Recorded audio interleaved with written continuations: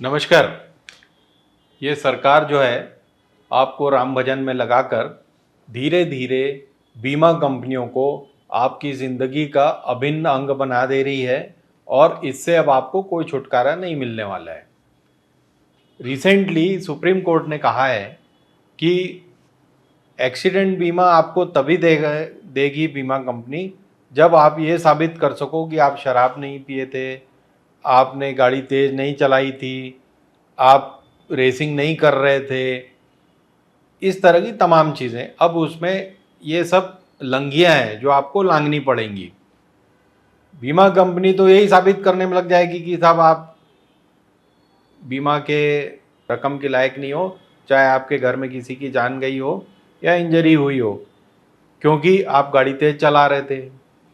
उस समय मान लीजिए रोड की लिमिट 80 है, आप 81 पे चला रहे थे तो आप उसके लायक नहीं रहोगे। तो इससे क्या हो रहा है? इससे ये हो रहा है कि आप जब गाड़ी खरीदते हो तो आपका रजिस्ट्रेशन तभी होगा जब आप बीमा कराओगे उसका। आपको 3 या 5 साल का थर्ड पार्टी बीमा जरूरी है और हर साल का रेगुलर बीमा जरूरी है। अब आप अपनी सुरक्षा के लिए करा रहे हो, लेकिन सुरक्षा किसकी होगी? बीमा कंपनी की। वो आपसे पैसे ले रही है, मान लीजिए 10,000 रुपये ले रही है साल के, कोई भी आपकी गाड़ी है, छोटी या बड़ी, वेरियस अकाउंट्स में। अब लग्जरी गाड़ियों की कीमत बहुत ज़्यादा होती है प्रीमियम की, लेकिन अगर आपसे 10,000 रुपये भी ले रही है तो ऐसी लाखों गाड़ियों से ले रही है, उसे पे आउट कितनों को करना पड़ता है? मुश्किल से 10-12% को। और जहाँ पर लोग रिपेयर भी कराते हैं अपनी गाड़ियाँ, तो उसका मुख्य फ़ायदा किसको होता है? शोरूम्स को। मैं आपको एक छोटा एग्जांपल देता हूँ।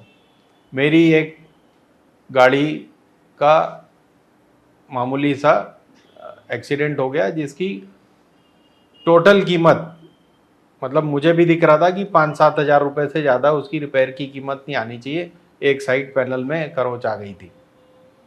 मैंने वही चीज़ शोरूम में दी तो उन्होंने टोटल उसका बिल निकाल दिया 1,05,000 का। तो अब फ़ायदा किसका हुआ? शोरूम का। और बीमा कंपनी उसको देगी पैसा, उसमें से एजेंट वेजेंट कुछ ले लें तो भगवान जाने। लेकिन जो काम 5-7 हज़ार में हो जाना था उसका 1,05,000 रुपये। और आपको शोरूम वाले क्या कहेंगे? साहब आपको क्या करना है, आप तो बीमा वसूल लो। अब बीमा कैसे वसूल लोगे?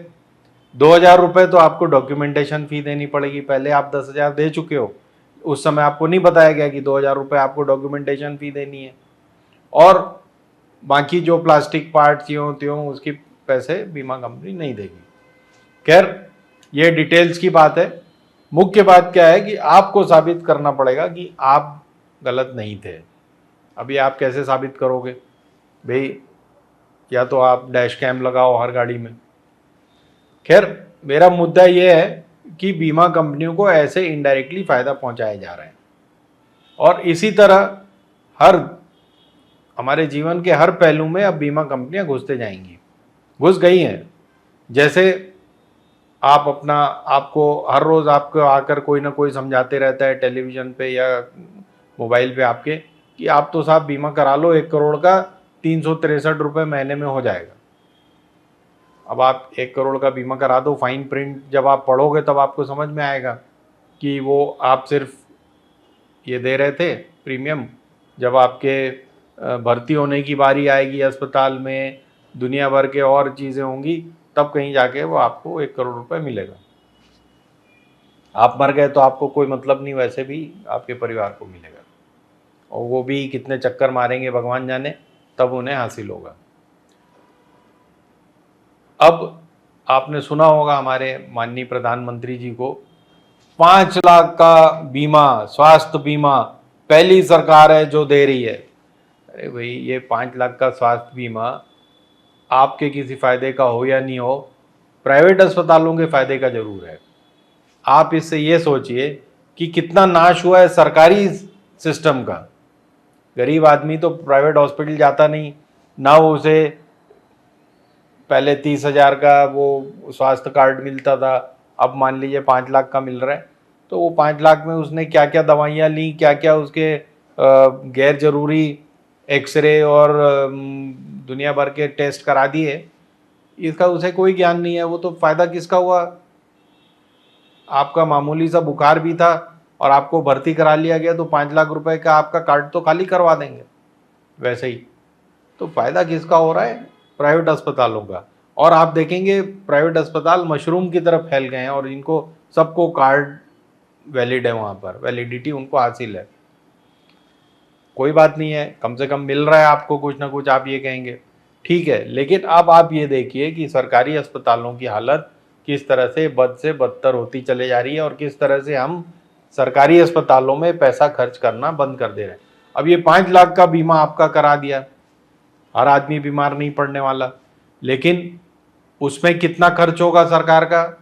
हम मान लेते हैं कि आपने 3,000 करोड़ का एक बीमा कंपनी को दे रखा है कि आप बीमा करिए लोगों का, और 3,000 करोड़ की गारंटी सरकार देती है।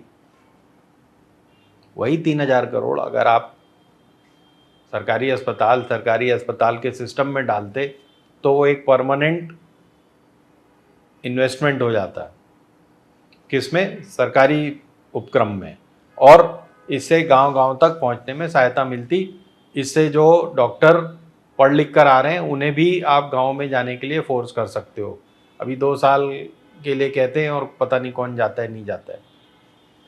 तीसरा आप देखिए, किसानों का फसल बीमा कर दिया गया है। इसके 40,000 करोड़ रुपए रिलायंस को मिलते हैं। आपकी फसल नष्ट हो जाए, आप 40 चक्कर मारने के बाद, पटवारी तहसीलदार करने के बाद आपको 400-500 रुपए प्रति एकड़ या मैक्सिमम 4-5 हज़ार रुपये प्रति एकड़ के हिसाब से मिल जाएगा अगर आपकी फसल नष्ट हो गई है तो। उसमें से आपने कहाँ किसको कितना दिया, उसके बाद वो 4-5 हज़ार रुपये आपको मिलेगा। 40,000 करोड़ का हर साल तो हर फसल तो नष्ट नहीं हो जाती, लेकिन सरकार दे रही रिलायंस को, और रिलायंस आपसे 100 सवाल पूछकर आपको 4-5 हज़ार रुपये दे देगा प्रति एकड़ ज़्यादा से ज़्यादा। तो ये सब गफलतें हमारी जीवन में घुसती चली जा रही हैं बीमा के तौर पे। अमेरिका में 85 बीमा कंपनीज हैं, वहाँ पर पूरी स्वास्थ्य सेवा बीमा पर आधारित है, जबकि इंग्लैंड की NHS अच्छी मानी जाती है उसके बनिस्बत, वो पूरी गवर्नमेंट इस पे आधारित है।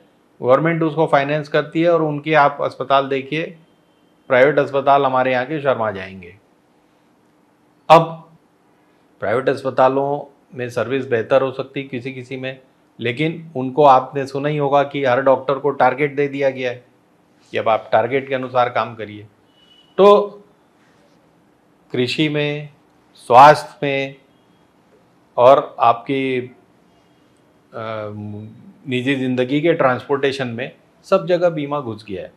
अब ये कहाँ घुसना बाकी है? एजुकेशन में, कि अब आप पहली में जाएंगे तो इतना बीमा करा लीजिए तब आपको एजुकेशन मिलेगा, या इसका कोई भी रूप हो सकता है। लेकिन अब आप ये तय मानिए कि बीमा कंपनियों से आपको कोई छुटकारा नहीं मिलने वाला है। सरकारी सेवाओं का बीमाकरण हो गया है। इस बात को गहरे तरीके से सोचिए, विचार करिए। धन्यवाद।